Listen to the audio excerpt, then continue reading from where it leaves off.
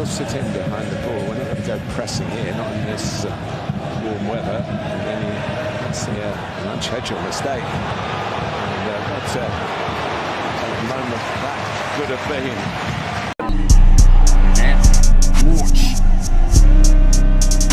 South Africa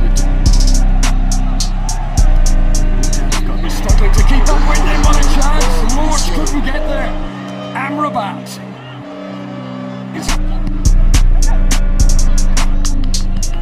So here he is again, in around the back of Victor Age. Oh, that's brilliant! And he tries to turn up, and down goes Abraoui. Yeah, it's exciting, you know. Like I said before, Man City, Juventus are big teams, you know. And like I said, I'm supporting Man City, so it will be nice for me to play against them, to see how they play, you know, and learn from them, because they play in a big stage. I think it's not easy from coming from South Africa to Morocco, you know, where in South Africa everyone knows me, you know. So when I came here, no one knows me, you know. So I had to adjust, you know.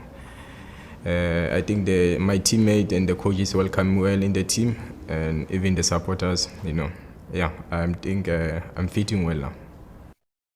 Yeah, I've worked with Coach Rulani from even before Sundowns. I used to play for Pirates, and then he coached me at Pirates. And then when he went to Sundowns, he fetched me from Pirates to Sundowns. So I think for me, it's like a brother to me, you know, father figure, you know, friend, because every time when I have problems, I will go to him and then he will give me advice, you know. So I think he made it easier for me to what can I say, to fit well in the team, you know. Yeah. Hayi bafana bam, mina ngiyabheja ngoLodge. Hayi, yabona bafethu kule game eMan City ne Wydad. The only difference that I saw, bruh, was Thembinkosi Lodge. Besides Phil Foden, Thembinkosi Lodge had a better game.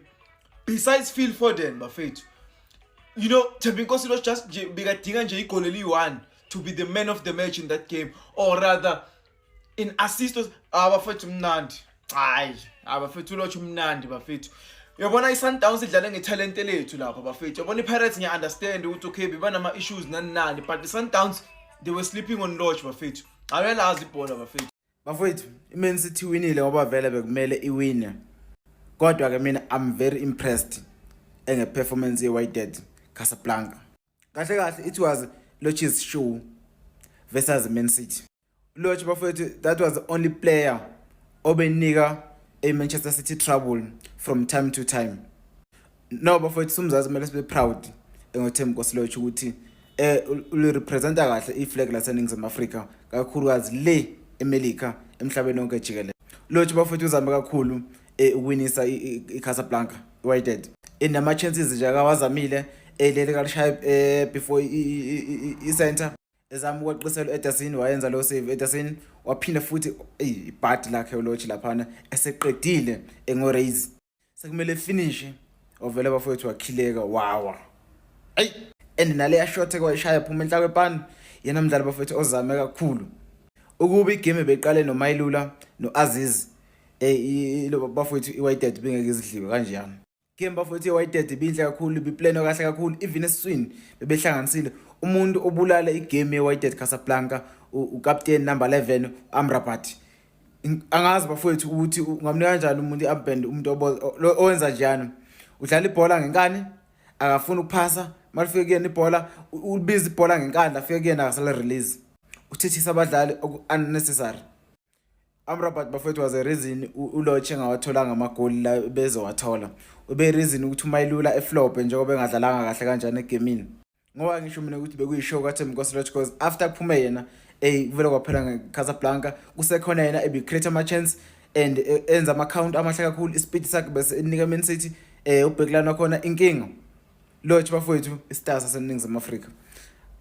Ngihappy for yena njengoba lapho eCasablanca because urepresenta kahle iflag laseNingizimu Afrika, and Casablanca iWydad kumele bafethu ijabule umsebenzi owenziwe uRulani kubona wabatholela umdlali onjengoLodge. Yazi Casablanca bafowethu ingelinye lamaqembu lase-Africa ngibona ukuthi kukhona lapha engakhona. Ngibona beyinikela bedlala ngayo yonke indlela. Beya all out. Because even okay amagoli abaconsider kube ama mistake or ama defender abo because akwazi consider ama goals akanjani. Lama goal bafowethu besimple kakhulu. Khulukazi la Foden kulale kakhulu bafowethu ama center back nama midfielders because after liya sevenza goalkeeper na goalkeeper bafowethu udlale kakhulu. Ama save akawenzeli. Bemlekelela after enze save bemlekelela bahluleka Foden wazoshaya igoal elula. Even lika Doku uButhwile bafowethu former Mamelodi Sundowns player igangile bemele yenza kangcono lapha. Awukwazi ulinda ibhola station kuze kufike umdlali ezokhahla lapha phambi kwakho lisuka le bafowethu ekhoneni ibhola uyalibuka wena ulindele station.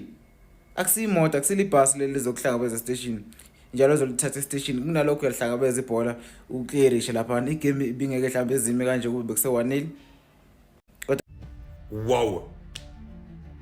Waouh.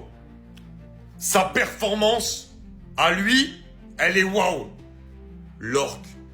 D'ailleurs, ça me permet de dire bravo aussi au Wydad Casablanca parce que franchement, contre City, je trouve vraiment qu'ils ont fait preuve vraiment de beaucoup de courage. Ils ont été très bons. Ils leur ont tenu bien la dragée haute. Voilà, malheureusement, c'est dommage parce qu'au moment où ils commençaient à attaquer, ils ont eu des opportunités. Derrière, ils ont marqué le deuxième but et ça les a un peu tués. Mais globalement, très grand match du Wydad. Et quand ils ont été dangereux, c'était avec lui. L'orque. L'orque, mais j'ai envie de l'appeler Lord ce soir, tant il a été énorme. Tant il a fait des choses incroyables. Tant il a créé la zizanie au sein de la défense de Manchester City. Notamment avec ce double sombrero qu'il a effectué dans la surface. Ce crochet là, malheureusement il glisse juste après. Même en glissant, il arrive à donner une passe qui aurait dû être une passe décisive. Techniquement parlant, c'était très fort. Au niveau de la vitesse, de la conduite de balle, de la tenue de balle. Vraiment, ce mec-là, il m'a fait une énorme impression ce soir. Et je l'ai trouvé incroyable. Il sera vraiment à suivre d'encore plus près avec cette équipe du Wydad. Parce que franchement, j'ai été agréablement surpris vraiment par les garçons.